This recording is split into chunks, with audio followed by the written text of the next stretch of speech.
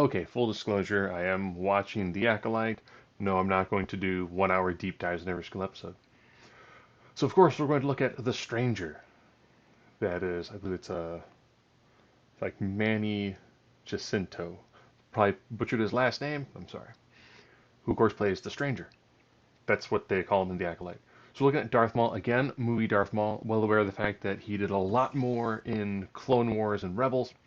Just it's a lot easier to go live action versus live action. Once you start throwing in cartoons, there's a lot more freedom to do certain things. As always, as I'm going through this, of course, there are 9 criteria. If it's 5 to 4, more than likely the person with 5 is going to win. But as always, that's what the comment section is for. If you like the video, like it. If you don't like it, hey, thank you for watching so far.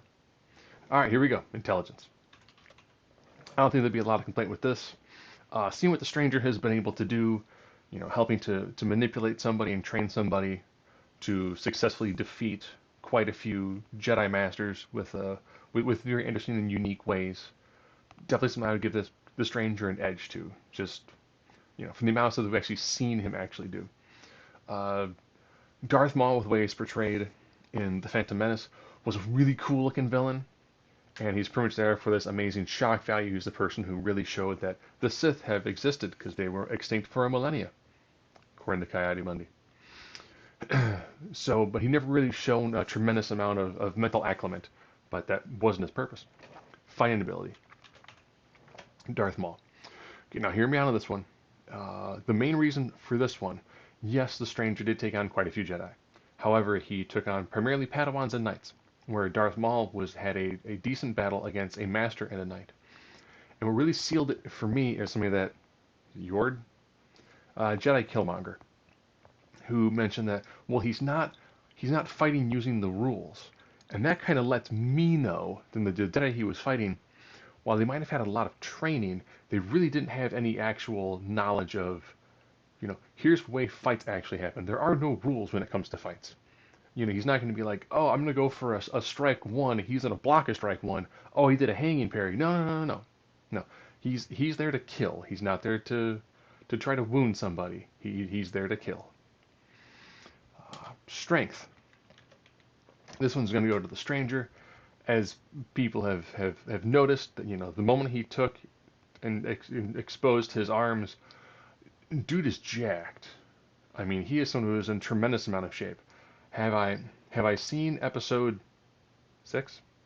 The one with the protracted swimming scene? No, not yet, but I'm aware of the swimming scene, and I have seen the clips where people watched it with the audio assistance. Speed.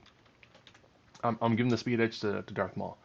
Based on what we actually saw in the battle, we actually did see Darth Maul use a little bit of speed. We also did see him use, double jumps, and I think it has more to do with the way that the scenes were shot. They weren't using a forest. They weren't using a nighttime scene. So it allowed them to show much more of the range and the speed and the dexterity that you see with someone like Darth Maul. They really didn't get a chance to see that much with the Stranger, primarily because of the way it was shot, being shot at night, and just the overall way that the battle was portrayed. And vulnerability.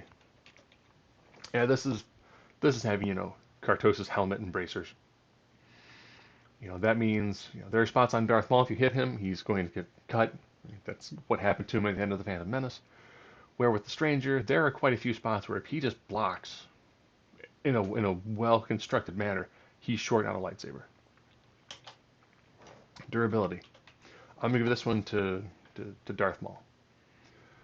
And then again, it's because we watched Darth Maul have a nice protracted battle against both a Jedi Master and a Knight. So we actually see him have a nice longer battle against two superior opponents. We didn't see as many long battles when it came to the way the Stranger fought.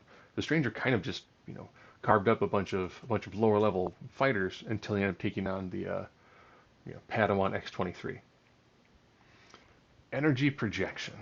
This is just raw ability. I'm gonna give this one to the Stranger. Seeing some of the things he was able to do, when he skewered one Jedi, and I was like, huh, I could pull my lightsaber out and stab you, or I can just force pull you, which means I have to get past the normal Jedi force field, and by force field I mean field against the force, and then pull you into my lightsaber. That's something we didn't see Darth Maul do. Again, in the Phantom Menace, we pretty much see him use, the Force to throw a droid part to open a door. Where with the Stranger, we actually do see him using it much more offensively in different styles. Versatility. I'm also going to give this one to the Stranger. And part of the reason for giving that one is one of the abilities he did show is that while Asha was running, is he was able to kind of do a mental imprint into her. He was able to do that, and that's a pretty powerful dark side ability to be able to mentally project yourself into someone else's mind. Yes, as she's doing the scene running through the forest, I don't think that he's right behind her. I think instead he's just invaded her mind. And it's something that they also kind of mentioned that he did a little bit some of the other Jedi that were there too. When Solo was trying to read his mind, he could only get some surface thoughts from a combination of both the Cartosis helmet as well as some additional training. And I was like, that's a decent level of skill. Would it be great to see them actually fully develop how he gained this? Who knows? Maybe we see he has a holocron, and that's where he learned how to do all this stuff. Maybe he's not the quote-unquote master. Maybe he's just someone else's hand puppet. And X Factor. I'll give this one to Darth Maul. Part of the reason for this is if when you're watching the way the Stranger was fighting, and the fact that the moment every Jedi would collide with any part of the Cartosis, it then shut off their lightsaber. Well, if that happens to Darth Maul has a double-bladed lightsaber. So if one side goes out, hey, he still has another side.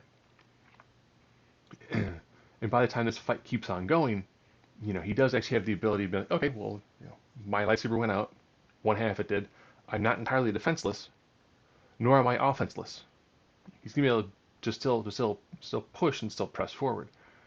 And then something happens where his other one shorts out. By that time, his first part has already come back on. But I do think if these two were to get into a level of actual combat, I think the Stranger just has quite a few additional tricks up his sleeve. Whether it is a combination, in fact, he's just a much physically stronger individual, just from the way that he's portrayed. Having seen Ray Parks in person, Ray Parks is incredibly vascular. And I'm not saying in any way, shape, or form that he is a weak person, but if you compare him to the way that, we've with the long drawn out scenes of, hey, look at how yoked this dude is. That's where we're doing this very, very long sequence of him swimming. Implied not having anything on the lower half of his body, but and plus the ability of that Cartosis. It is really cool seeing somebody wear very basic levels of armor that allow him to do well against a lightsaber, which is the primary weapon we're going to see Darth Maul use. And I think that the fact we saw him skewer multiple Jedi, I think it does give him an advantage. I think some of the mental tricks that he can do too will also help him against someone like Darth Maul. So, if you got this far, hey, thanks.